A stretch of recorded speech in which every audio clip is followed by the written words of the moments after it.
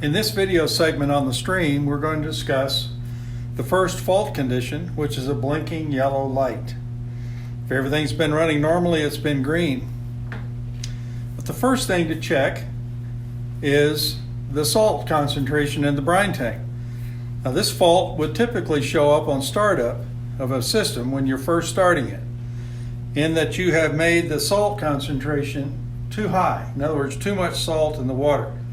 And the solution to that is to simply add water to the salt tank to dilute the salt water down,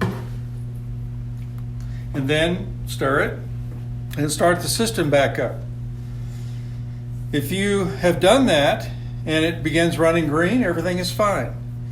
If it flashes yellow again, then add more water and do that a couple of times to try to solve the problem. If that doesn't solve the problem, then it's time to start checking electrical connections and electrical power. So the first step in any electrical diagnosis is remove power from the system. Okay? The next step, when you're using a power supply, is to remove and open this connector. You just lift the tab, pull the connectors apart, and if you have a meter, you check these two terminals to make sure that you are getting at least 12.1 or over 12 volts. The minimum voltage to set off this fault is 11.5 volts. So you can check that with a meter. If everything's fine, you reconnect it. Make sure it's secure.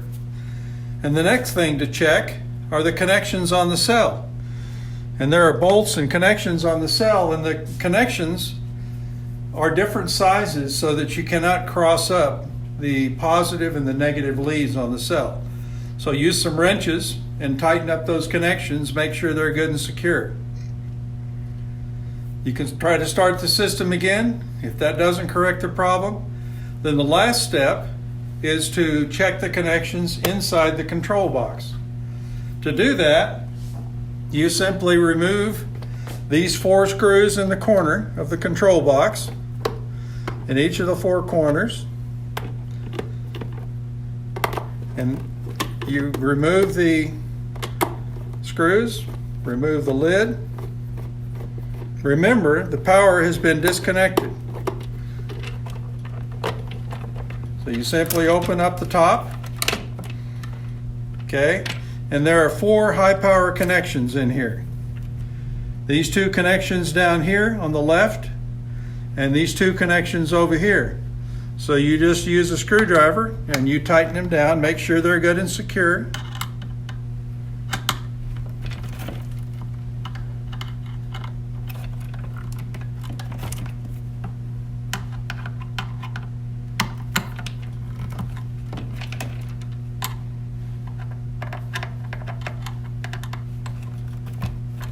And then replace the lid.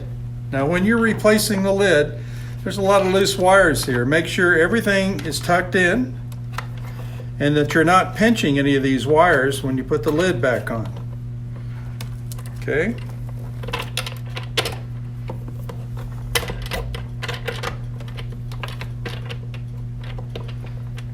Line up the 4 screws.